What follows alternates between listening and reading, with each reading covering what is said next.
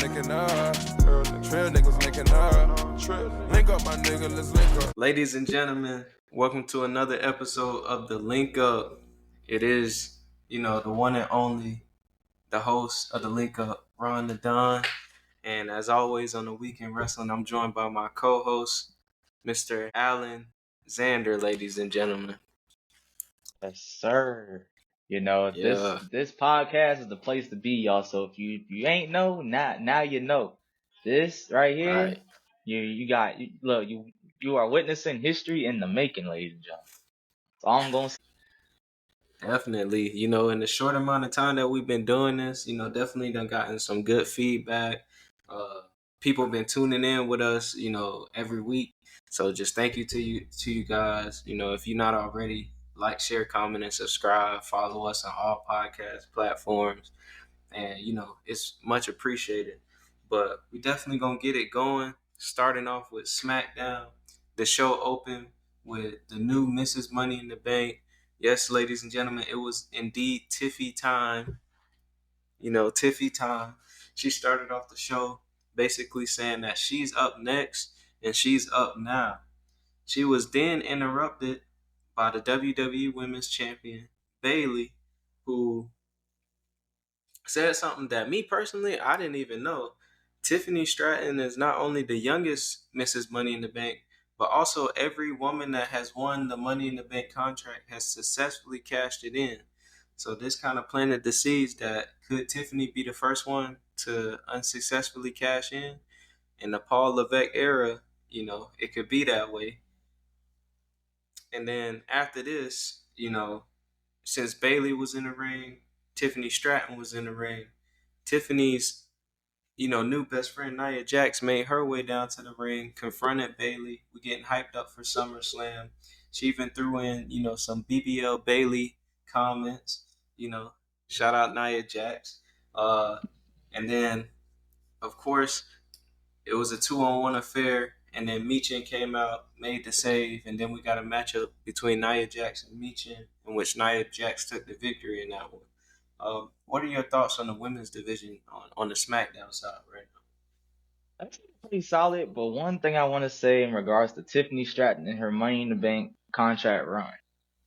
Tiffany Stratton, I know you're probably not going to hear me say this, but I'm going to need you to keep your nose clean, all right? Because one bad repost or one bad tweet, you can and most likely will get the Baron Corbin treatment, where he says something online, got some heat, he had to drop the contract the same week. Just be careful, because I want to see Tiffany Stratton win. I do believe, it's Tiffy time. So you know what I'm saying? Let's just try to keep that. Let's try to keep that afloat. You know what I mean? Don't do nothing like don't self-sabotage it. You know what I mean? That's all I'm saying. So you're already Speaking walking of on thin ice. Definitely.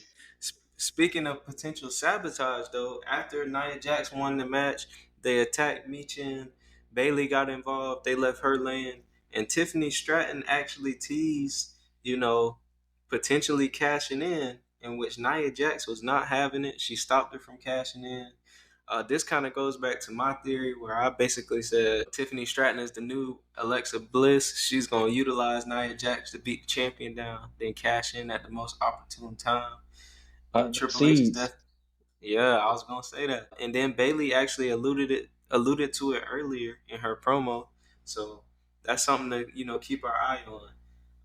For me personally, as a side note, I hope not. I want to see Nia actually have a reign. We had earlier discussions on previous pods about her potentially being comeback player of the year. So, definitely want to see her have her shine. But after this, we got an ominous promo from Solo and the Bloodline. Basically Solo, making it known that the Bloodline is coming for all the titles, including Cody Rhodes' WWE Championship, which we'll get to more of that later. After this, we got another promo in which Byron Saxton sat down with Andrade, who really made a name for himself in the Money in the Bank men's ladder match. And he was then interrupted by Carmelo Hayes. So what's next for Andrade? Carmelo Hayes. Are you excited about a potential matchup between these two, which is actually set to happen this Friday on SmackDown. Now, see, with the right build up, you could have had this match at SummerSlam, but I ain't mad at it. We get a banger of a match on free TV. You know I'm all for it. So I ain't really tripping about it. But that just kind of leaves me with another question, like as far as SummerSlam like plans, what's next for Carmelo Hayes? Because I mean, if anybody deserves to be on that card, I would say Carmelo Hayes, he does deserve to be on that card in my opinion. I definitely agree with you there. Right now, it's not looking, too good for him because he doesn't really have a program set up Yeah, no unless he's program, no rivalry, so it's gonna be kind of in a tough spot right now. But hey, you never know. Triple H, you never know with him, man. Like he could pull something out of nowhere, and next thing you know, they on SummerSlam. So And speaking of never know, we got the most random tag team between Baron Corbin and Apollo Crews, who actually lost against Legado del Fantasma's Angel and Berto due to interference by Santos Escobar and Elektra Lopez. So, those two are yet again taking one in the L column. After this, we see Randy Orton and Cody Rhodes backstage. Randy Orton giving Cody reassurance that after the bloodline is dealt with, a lot of people is going to be coming for Cody's title. And Randy Orton is going to have his back. Randy Orton is going to have Cody Rhodes back. He's always going to have Cody Rhodes back. Are you believing what Randy Orton is selling? Are you buying what Randy Orton is selling? come on, man, this is a snake. No, I'm not buying it. I mean, that's just what he's good at. It's the truth. Like he's good at stabbing people in the back. Like at the end of the day, you really cannot trust him. But one thing that I would like to see though, they throw a curveball. I've been hearing some stuff about them maybe throwing a curveball and having Cody Rhodes strike first before Randy Orton. You know what I mean? And that could be a good scenario. You know what I mean? I wouldn't be mad at that one. Cody Rhodes is definitely getting painted as a villain around here, so it could very well happen. They trying to, but they can't fully go. They can't go all in on it yet. Pun intended. Right. That was a good one. I like that. But LA Knight made his way down to the ring. He had a contract in hand. He basically let us know that at SummerSlam, Nick Aldis is signed off on it. LA Knight is signed off on it. He can potentially challenge for the U.S. Championship only if Logan Paul signs off on that contract. And Logan Paul is set to appear on the next episode of SmackDown. So hopefully we'll get answers there. After this, Naomi defeated Blair Davenport, which really was a surprise for me. Blair Davenport's first one-on-one match on the main roster, and she takes an L here. After that, she was backstage with Naomi, pretending to shake her hand, then attacked her from behind. So it seems like this rivalry isn't over yet. Then, after this, we got a rematch for the Tag Team Championships. Champions DIY successfully retained their titles against A-Town Down Unders, Grayson Waller and Austin Theory. After there was some miscommunication, Grayson Waller took out Austin Theory with a knee. DIY took out Grayson Waller with the meat in the middle, and they retained their titles. And then after the match, we saw Austin Theory and Grayson Waller kind of getting into it, which it really didn't get to last long because who came out? The new man in town, Jacob Fatu, destroyed everybody. Took out Austin Theory, laid out DIY all by himself. Really, put a display on of all that he's about. Moonsaults for a big man, doing everything. What were your thoughts on Jacob Fatu? And ladies and gentlemen, we have another guest. How you doing? Good, good. Welcome to the pod, brother. Hey, it's good to be on here. That's what's up. Well, as of right now, we are going over. So, what was the question again? You can lay it on me again. Oh, Jacob Fatu came to the ring, destroyed DIY. He looking like, they building him up to be that guy. He laid out the tag team champs all by his lonesome, and he's getting that spotlight right now. What are your thoughts on WWE showcasing his talent like that? Man, it's honestly, man, it's what I expected. You know what I mean? Like, this dude, since I've been tapped in with him since, Major League Wrestling when he was out there and then with reality of wrestling. So I already expected that to be a thing. So not a matter of if, but it's a matter of when they really gonna make him show out. But see, I got some theories about Jacob Fatu though, but we're gonna get into that later though. But let's hear what Brian Woods got to say. I like the fact that he's being presented so strong. I don't like the fact that he just squashed DIY like that. Because it made them seem like really weak, and they're already like smaller guys anyway. So him coming in and them not putting up much of a fight at all makes him look very good, but also makes them look kind of like, not Hopefully great. they get their get back. Hopefully they get their get back. I can see Planting them seeds, going maybe against. planting seeds for Yeah, Summerslam or something. You never Yeah, know. for something. Yeah. definitely. And then after this, Solo came out to the ring. The Bloodline kind of took control of the ring, and Solo made it known that he wants to challenge for that WWE Championship at SummerSlam. And then out came Cody Rhodes. He obliged. He says he wants the same thing, and it's up to Nick Aldis to make it official. After this, the Bloodline wasted no time, asserting their dominance. 4-on-1 attack Cody Rhodes. Out came Randy Orton, who earlier in the night said he always has Cody's back. And they beat down Randy Orton too. Hung Cody Rhodes on the ropes, made him watch the beatdown of Randy Orton. And now Cody is out of our allies. KO's out. Family Matters, Randy Orton possibly on the shelf. And then now, who's standing tall at the end? The new tribal chief, quote unquote, and the rest of the bloodline. Man. But what were you guys' thoughts on SmackDown as a whole? You first. I liked it a lot. I thought it did everything that it was supposed to do. It made the bloodline look amazing. I can't believe Solo, man. I can't. I think it's the gloves, and it's just that the suit's too big. The gloves just don't look right. His Temu hair. weekend. So I'm saying, and like Fatu is such a better wrestler than he is, or at least he's more exciting than Solo is. And seeing, I don't know. Jacob is definitely giving me Umaga vibes right now. Yeah. Oh, But overall, for me, I mean, SmackDown was pretty solid. Like he said, it did everything it was supposed to do. It set rivalries going into the big event. So it planted seeds. So I mean, hey, overall, it was a good show. Can't complain. Before we go any further, let's give a proper introduction. I'll hand it over to Xander, and we can welcome him in to the Link Up family for sure. Ladies and gentlemen, who we have here, one of our guest appearance in the Link Up. We got none other than my boy, Bryan Woods. thank you. It's very, very nice to be here. Very, very nice. Mr. Pardon Me himself. Pardon me. The intellectual.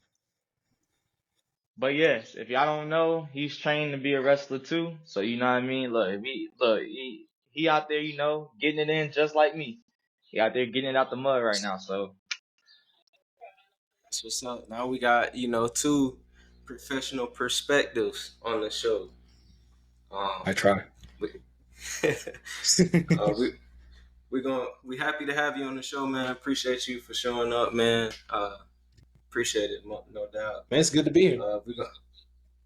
We're gonna move on to Monday Night Raw, which started off hot.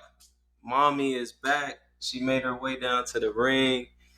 She's looking for Liv Morgan, but she didn't get Liv Morgan. Instead, she got Sad Boy Dominic Mysterio with the Black Rose, coming down to the ring, trying to beg for forgiveness. And right when he was about to apologize, here is Liv Morgan with half her voice left, mentioned that she's a screamer. And now it's looking like we're gonna get Rhea versus Liv Morgan at SummerSlam. Uh, are you guys excited for this matchup? Because I know I am. I'm looking forward to it. What are your thoughts on this? We'll start with you, Bryan. It's for the custody of Dominic. I'm saying it right now. I need that to be a stipulation. I need it to be added somehow, but I want it to be for the custody of Dominic. It's for like a good callback to Ray and Eddie. I think was that match at SummerSlam.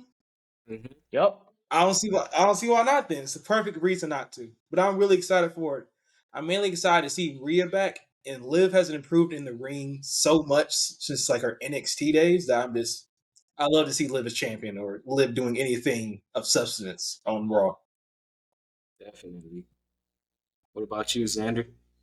See, look, he hit the nail in the coffin right there with that custody of Dominic match. Because at the end of the day, it is going full circle if you think about it, because it's going to be at SummerSlam, and Dominic is technically on the line right now. But I got some theories about that too. But we're not going to get into those until a little bit later. But you already know, how I feel about it. But overall, I think that's going to be a really, really, really good match. Honestly, that match might have the potential to be match of the night. Oh yeah. I can see that. After this, we got Sheamus going against Bronson Reed. Sheamus actually picked up the victory here, but it was what happened after the match. Bronson Reed looked like he was going to take out Sheamus while his back was turned, but Pete Dunne came in, saved Sheamus from the attack, but then attacked Sheamus from behind as well. So now we got a Pete Dunne heel turn. I was not expecting this. This this is quite the shocker for me. Um, After this, we got a returning to the ring, Sonya Deville.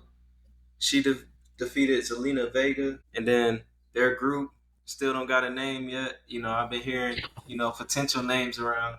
Uh, they attacked Vega, but then Vega was saved by Lyra Valkyria, Katana Chance, and Kaden Carter, in which they had a matchup later on that night. And then after this, backstage, Dom was still sad, still trying to, regain Rhea's love and trust. And who interrupted? The Yeet Man himself, Jay Uso.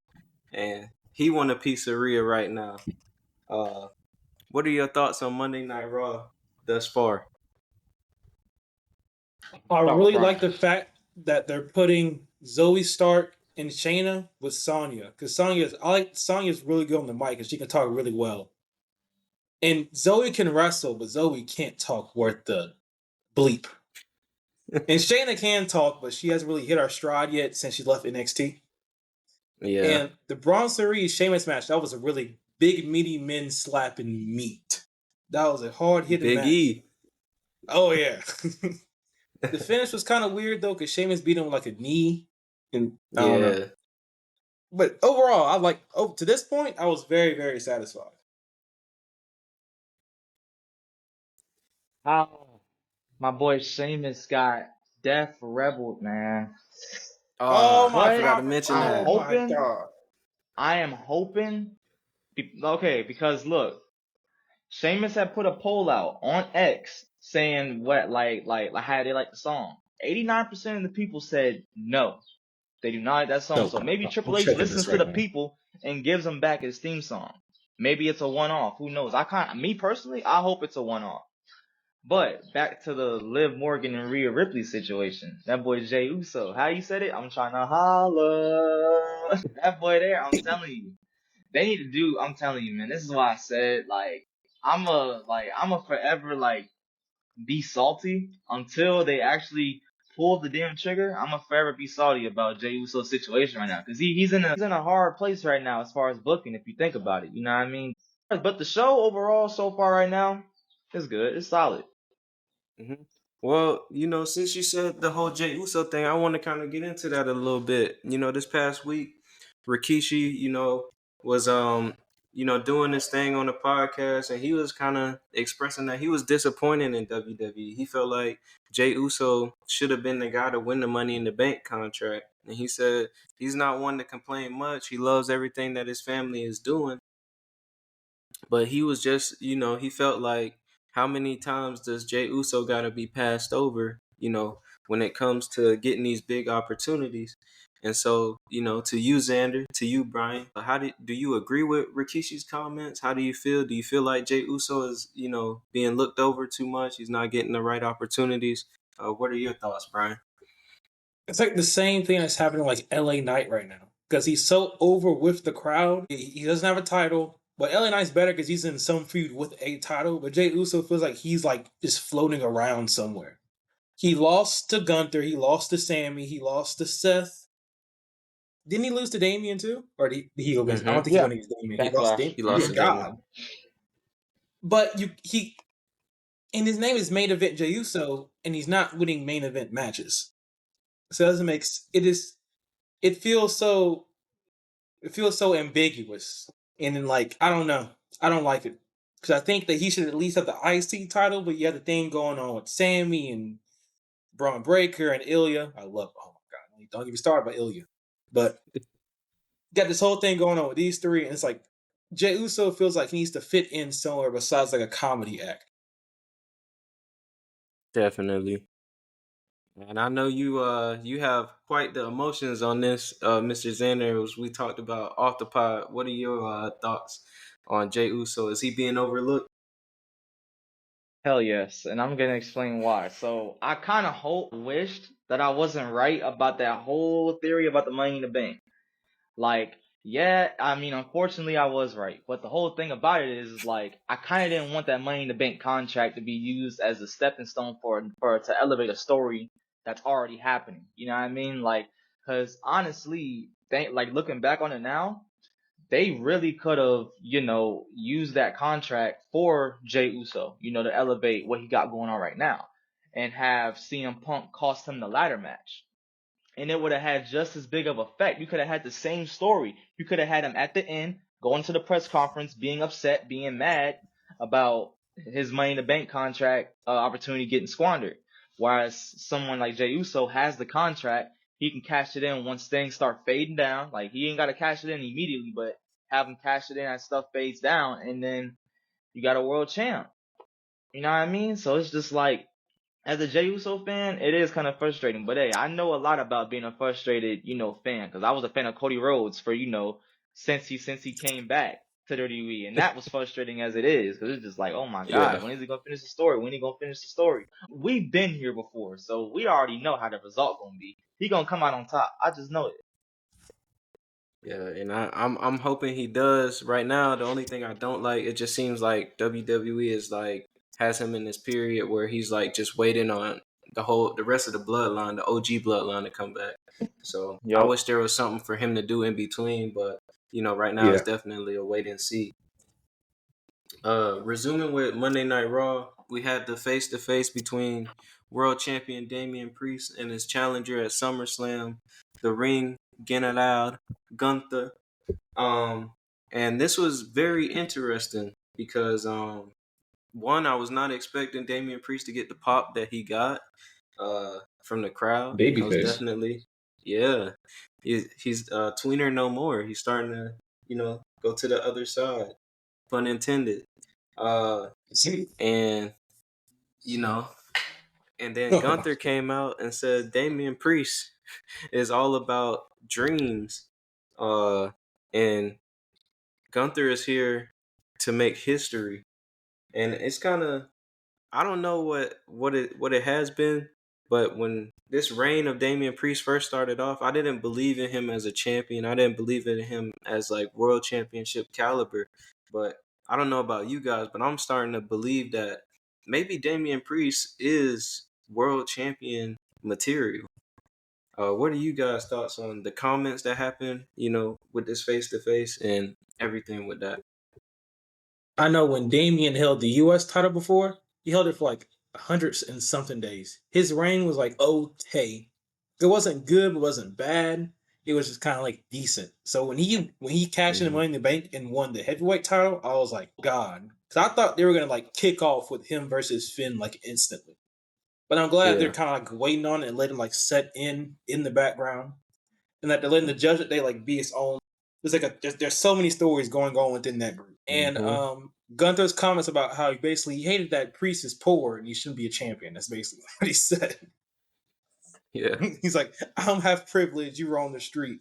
And like, maybe you should have stayed on the street. I think this is one of Gunther's like best promos so far. Because he gives off like the Austrian.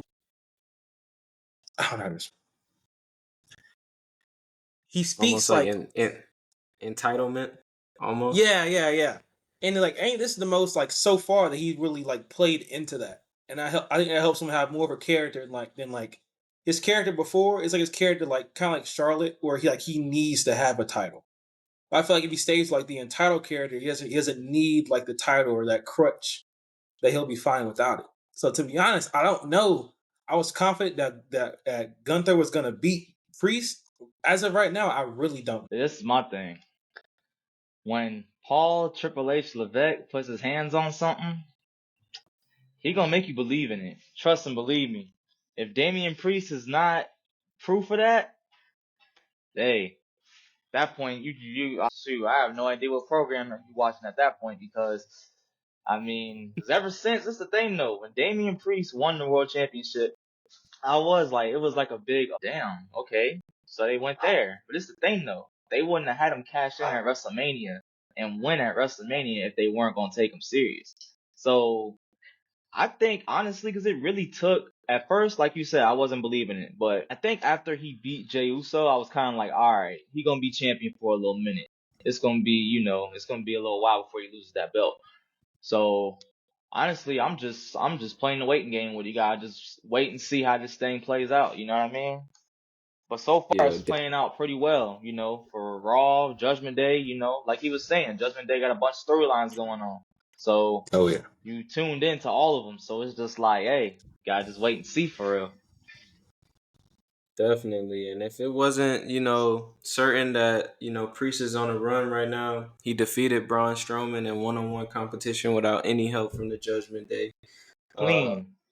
Very emphatic win too. Like he dominated. Yeah, which not many people get to do. Yeah.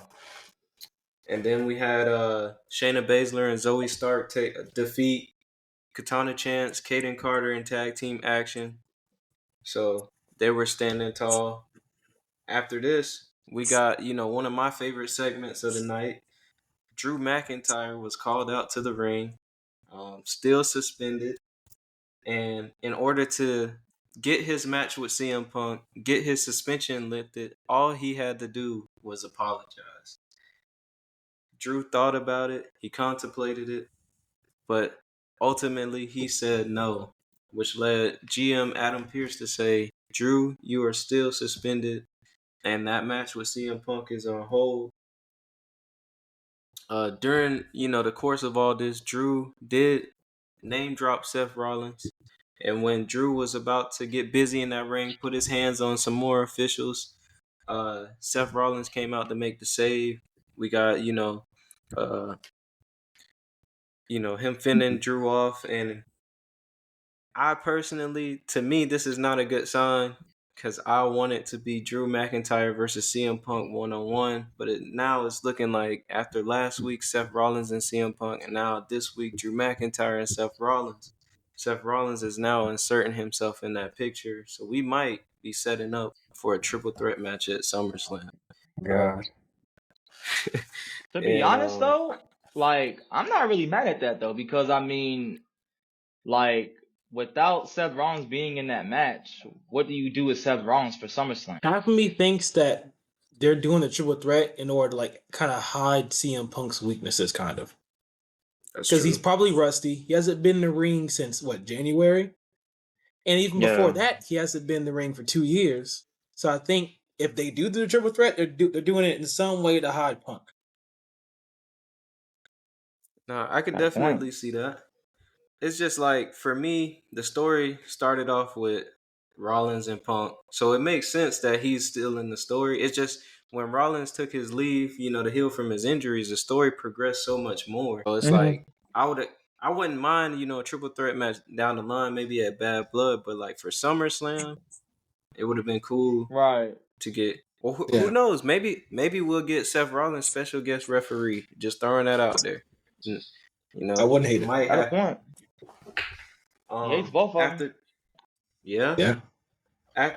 after this, we got another VHS tape played from via the Wyatt Six. This That was time so Eric, sad. yeah, this time Eric Rowan speaks out. He lost both of his brothers, and when all hope was lost, Bo and the rest of the Wyatt Six came to him and they gave him new life. So we're starting to find out his purpose for the Wyatt Six, and we have more on them later. After this, Jey Uso went 1-on-1, you know, in a match against Dominic Mysterio. Dominic Mysterio trying to prove to Mommy that she belongs to him, which that was a bad choice of words because she didn't like that at all. Not at all. Somebody who wants to be Dom's was Liv Morgan because she interfered in this match, saved Dom, and then we got the classic Dom straddles Liv, Liv counters on Dom, straddles Dom, and out comes Rhea Ripley. Liv runs for her life.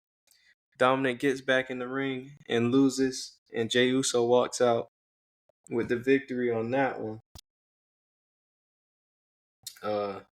After this, Damian Priest was clowning Dom, but it seems like somehow, some way, Dom potentially won his mommy back, as she told him she doesn't belong to anybody, but Dom belongs to mommy.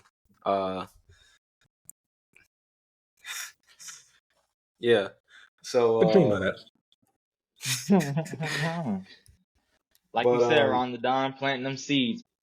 hey, I like if Dom in that match a lot though, because yeah, Dom became a lot more like aggressive in that match, and it seemed like there were kind of more shades of him being more than like the whiny like runaway heel. Because he was like, "I told you not to talk about mommy like that." And he's just beating the crap out of Jey Uso. Like Uso didn't even finish his entrance. I like that. I like that they're starting to like plant those seeds there. definitely. I could give a theory on that because what that could mean, if there is a new Judgment Day, how this Judgment Day seems to have two leaders in Priest and Rhea, it would be Liv and somebody else. Some people say Finn. It could be another guy. You know what I'm saying? I'm just. Hey, I'm not a booker. Hey, we are not bookers. After Dude, this, look, I don't want no heat with CM Punk, so I'm not a booker. Oh. After this, Chad Gable grew a set, came down to the ring, and called out Bo Dallas. Bo Dallas made his way out to the ring, and finally, what I've been predicting this whole time came true. Before Bo got to the ring, he was attacked by the Creed brothers, and it seems like we now have a new alliance. Potentially Team Gable. So Yes. Chad Gable and the Creed brothers.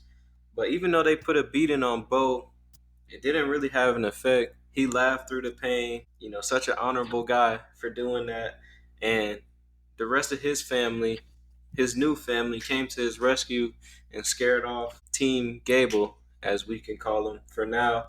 So it's looked like we're setting up potentially for the Wyatt Six versus Chad Gable and the Creed brothers potentially at SummerSlam. What are your thoughts on this possibly being the outcome? We could start with you, Bryan.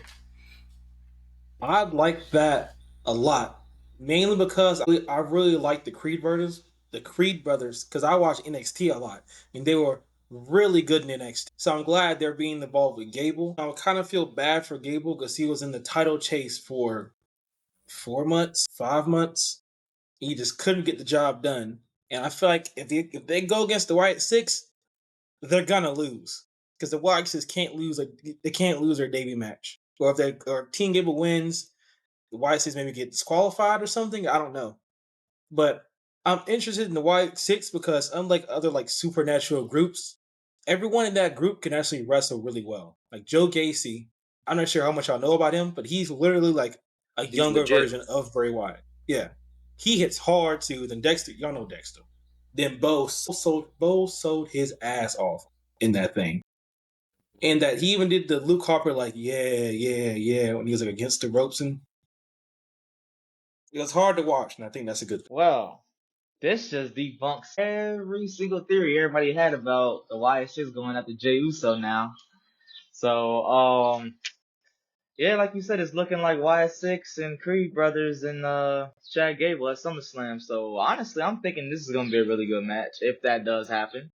But like Bryan was saying, YS6 is not losing their debut match. I don't see it happening, and most likely won't happen. So we already know how that's gonna go. But at the same time, in doing so, they have to probably do it in a way that's not gonna make Team Gable look so weak because they just started. You know what I mean? So, but I'm sure that they'll figure out a way. Like, even if they do get beat, they're probably not gonna come out like as weak as we think they're gonna come out.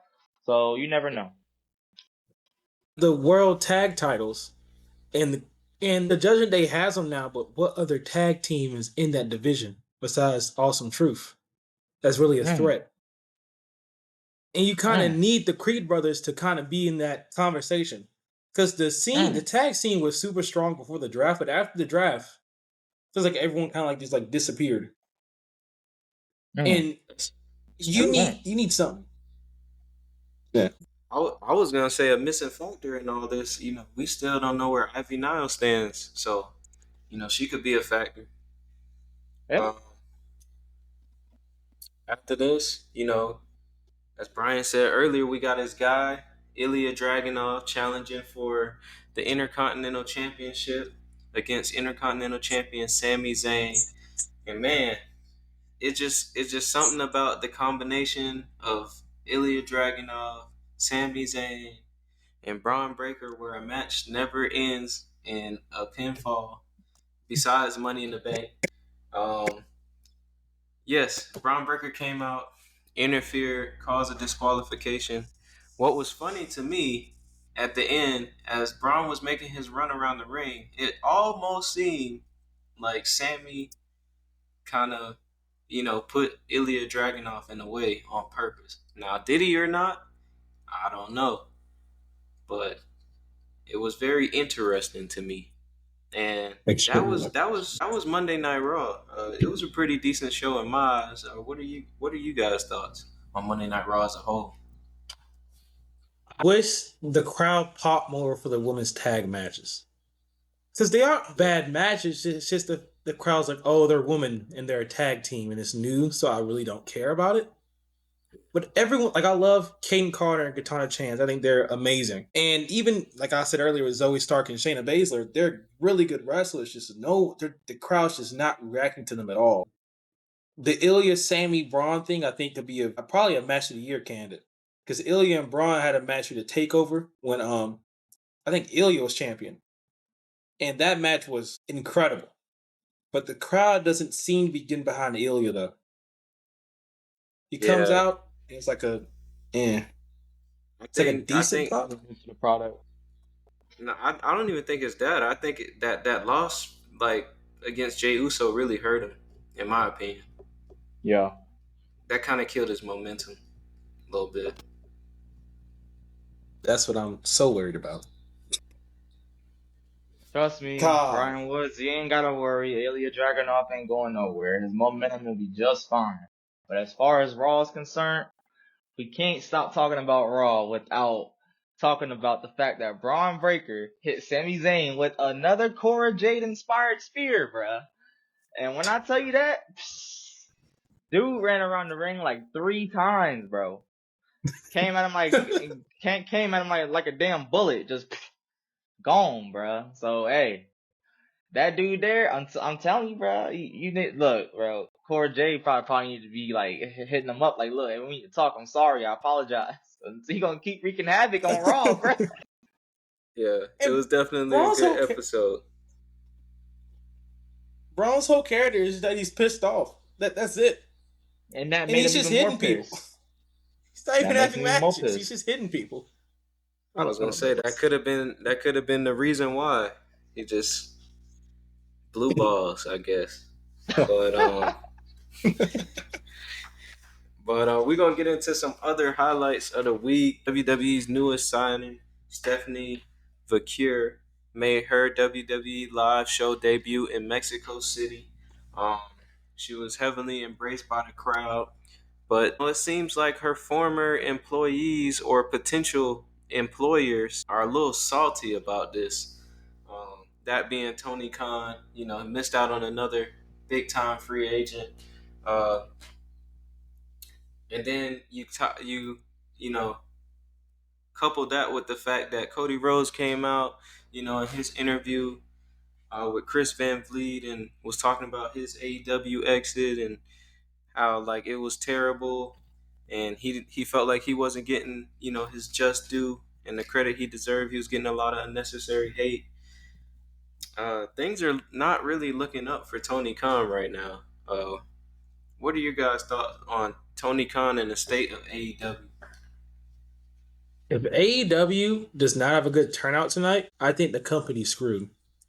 Because you have Swerve Strickland versus Kazuchika Okada and Will Ospreay versus MJF on the same card. If you can't draw feuds from your four biggest stars in the company, I don't know what you do from that point. And they had Stephanie go against Monet for the Strong versus the TBS? TBS, yeah. And she lost the great match, but she lost the match. And then I don't know. I think he's just playing favorites way too much. You see that? Oh, I ain't gonna lie, I gotta agree with them with that whole thing about you got four of your biggest superstars on the same card. AEW 250. So, with that being said, this don't go right. It does. It kind of does beg the question: where does AEW go from here? Do the TV companies see it and be like, we don't know if we want to sign another deal, or do they be like, you know what? Let's try to give it the little benefit of the doubt, or maybe they really do have a good turnout and be like, okay, you know what? We got something here. We got something. But yeah, that's just where I stand on that, man. It's just AEW, like I was saying last pod, they in a tough spot right now. It's a matter of what they do from now going forward. So not even just stuff you see on TV, but moves you make backstage, all that. Like you have to set some type of ground. Be like, okay, like not everybody can be top dog. Like we was going over this, in a promo class. Like not everybody can be top dog. You know what I mean? And Yeah. like in the company. And I think that's kind of what Tony Khan's doing. Like he's trying to make everybody. That's why do you think you see all these championships on one show?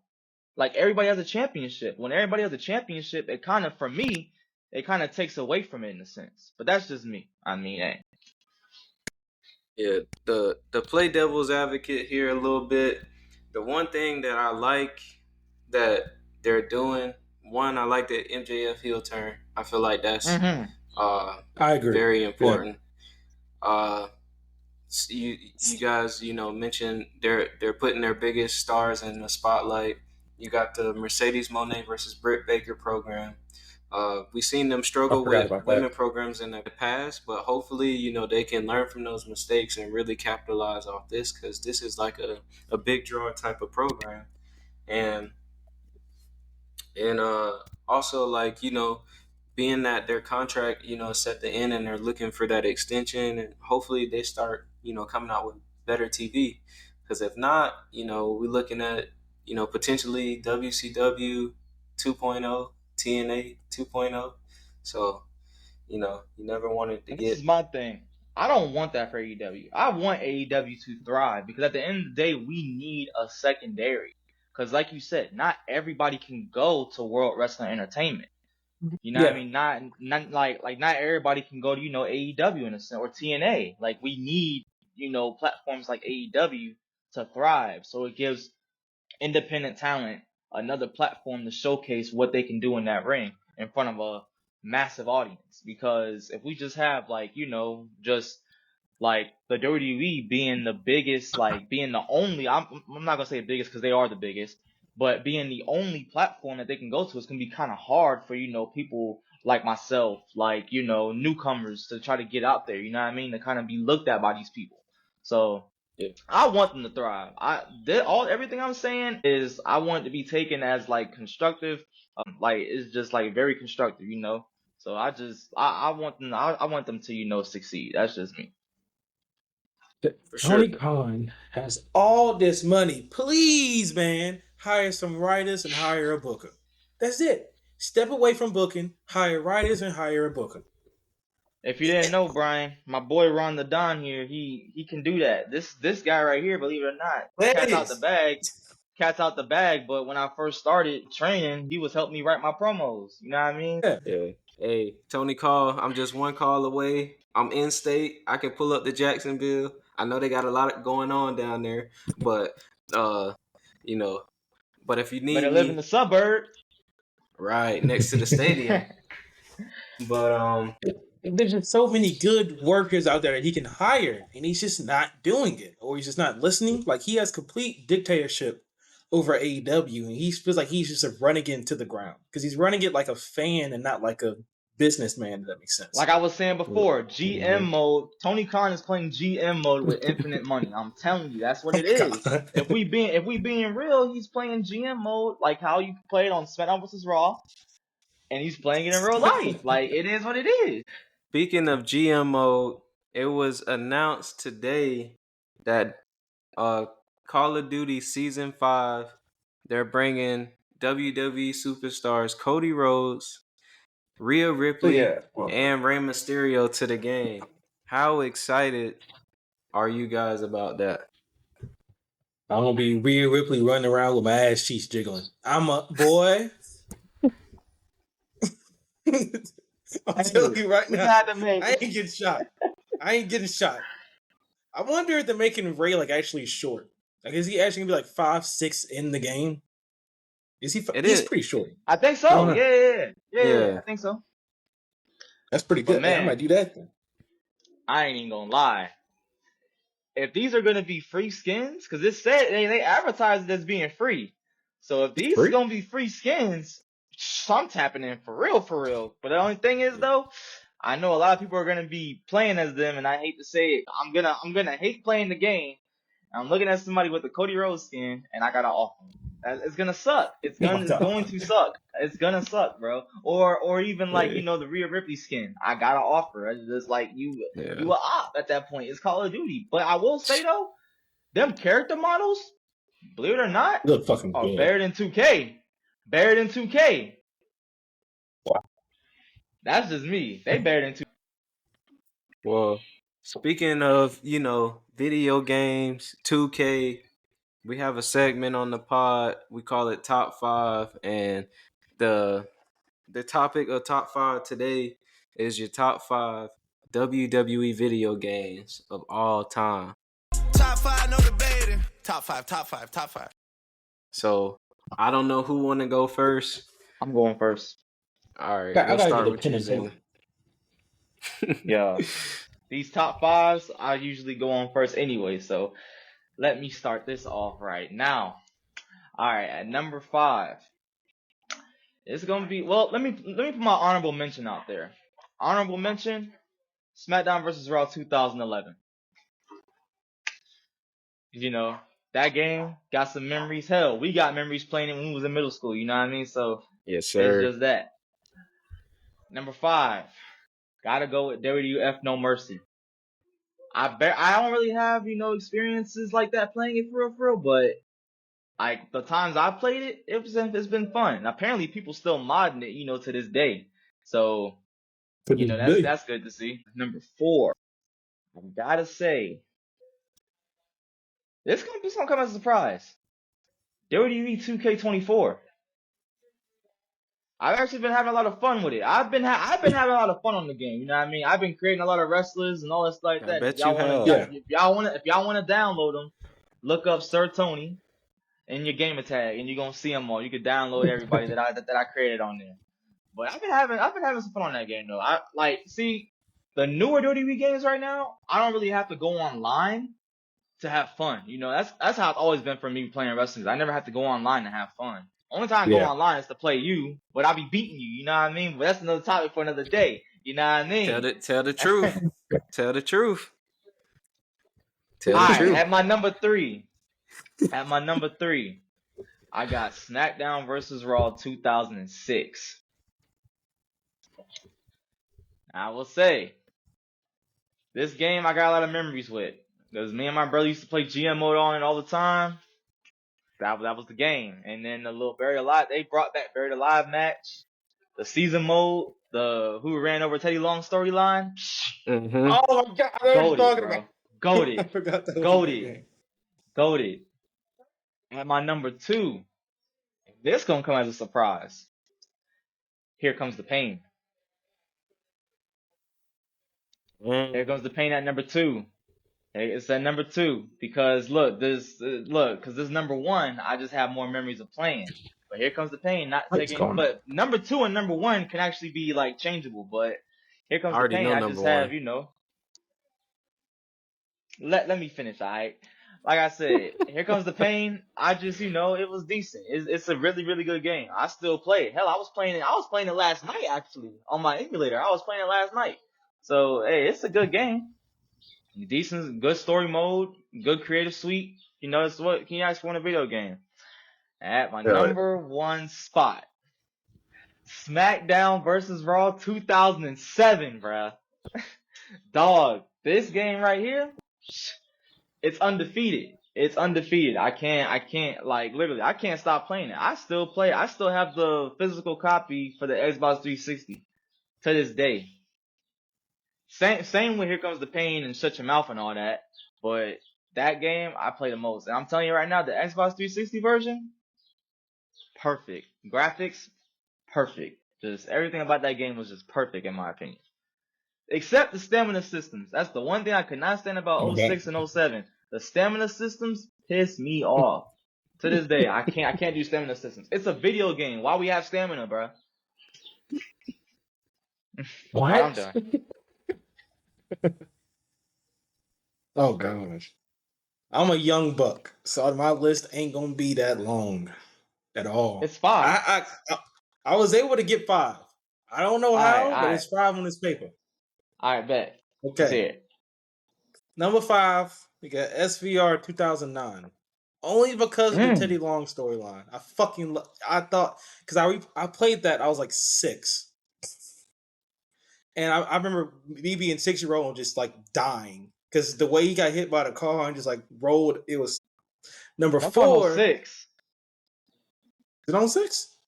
That's 06. Yeah, 09 was Road to WrestleMania. Road to But I think Teddy WrestleMania. Long was in the storyline on Road to WrestleMania. I think he was still on there, but he didn't play a big part though. He was in that Undertaker storyline. Yeah.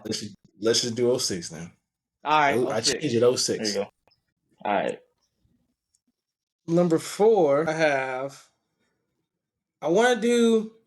This is mainly for memories. Is 2K13 because that was the first one that I really played. And that was the first one that really introduced me to all like the Attitude Era people. Because at this point, it's 2013. I'm like 9 or like 8. So at this point, I don't know anything, and just me playing that game was like one of the main reasons I fell in love with wrestling at that time. That was solid. Yeah. Number 3 up Here Comes the Pain. Number 2, we have 2K19. Right before they messed it up with 20. 20 was terrible. 19 was amazing. Servers up for 19 because 20 was so terrible. I remember still playing it when 2K20 was out. I deleted that game with it instant, bro. Number 1, I have. That was list, bro. I can't even lie. That was a good one. I remember I bought 15 and my copy of 14 was scratched up and I couldn't play it. I returned 15 to GameStop to buy another copy of 14. Not a bad choice. At that, man, I don't know. I played that game so much. I probably got over 200 hours on that game. 14. Now I'm hyped to hear Ron the Don's list, because if this guy, when I tell you this dude probably has every SmackDown game from PS1, bro. He has every SmackDown game from. I'm glad you said that because I got 2 honorable mentions. The first All right. was SmackDown 2 from PS1. I love that game. And my second honorable mention is WWE 12. I love the Jacob Cass storyline, and like that was like that was like the best Road to WrestleMania. I think it was still called Road to WrestleMania, Yeah, but it was that was the last year. that was the best one. Number 5, gotta go with Day of Reckoning. That was solid. If you had GameCube and you had the 4 controllers, Day of Reckoning was solid. I might have to go back and play that. Nah, it's nice. Number 4, gotta go with No Mercy. That's a classic. Should be higher, but you know, my top 3 is undefeated. Number 3, now see, I'm disappointed in you, Xander. I thought you was gonna say this. SmackDown Shut Your Mouth. The most I completely forgot underrated about that game. the most underrated wrestling game of all time. You right. Number You right. 2, number I'm disappointed 2, in myself. SmackDown Here Comes the Pain. And then number 1, I'm gonna have to agree with you. SmackDown versus Raw, 2007. That's the greatest game, the greatest soundtrack, just the greatest roster. I think that was the first year. Was it the first year of Money in the Bank or the Yep. second year? Yeah, First year. first year of Money in the Bank. Like, yeah, that was a GOAT game for me. But that has been top 5, ladies and gentlemen, top 5 WWE video games of all time. Before we get on out of here, you know, I just want to say, Bryan, it was a pleasure to have you on the show, man. Hopefully this ain't the last time. I enjoyed it. Anything you want to say to the people before we head on out of here? Wildcat Sports is having a show July 27th in where's it at, Allin? I forgot. Southport Hall, bro. How do you not know the Yeah. spot? You know what? I You know, know yeah, what? I Let was me. gonna You say, know what? I'm Let me handle this part. All right, y'all can go check out Wildcat Sports X-Rated at Southport Hall, July 27th. Bell time at 7:00. And if you don't know where to get your tickets, you ain't got. I got you with that because you can catch them tickets at wildcat.eventbrite.com. And that message is courtesy of Mr. All-in-One from the 631. Allin, Xander, and Bryan And Woods. ladies and Thank gentlemen, you. with that, I'm your host, Ron the Don. We'll see you next week. We out. Peace. Trip forever and I'm just not getting started. That's the one. Yeah.